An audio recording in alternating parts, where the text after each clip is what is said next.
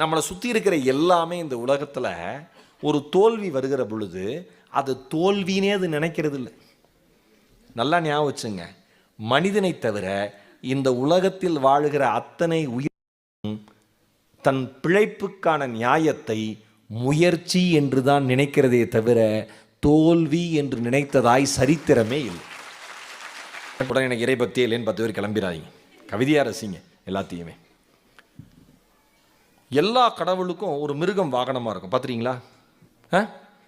ஒரு கடவுள் காளை கொண்டான், ஒரு கடவுள் மயில் கொண்டான், ஒரு கடவுள் எலி கொண்டான். எல்லா கடவுளையும் விலங்கு சுமந்ததன்றி மனிதன் சுமந்ததாய் வரலாறு இல்லை. எல்லா கடவுளையும் விலங்கு சுமந்ததன்றி மனிதன் சுமந்ததாய் வரலாறு இல்லை. மனிதனை சுமக்க சொன்னால் கடத்தி விடுவான் என்று கடவுளுக்கு தெரியாதா? அந்த கவிதை அப்படி வரும்.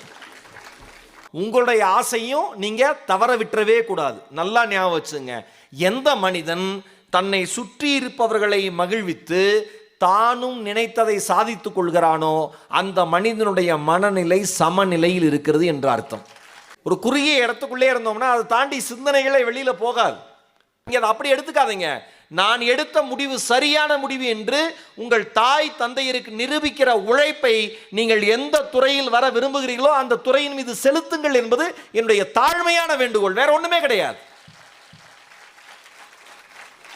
அதனால நீங்க ஃபெயிலியர் எல்லாமே என்னது? ஃபெயிலியரே கிடையாது, முயற்சியோட ஒரு ஸ்டெப். ஓகேவா? ட்ரை ஒரு ஸ்டெப் தான்.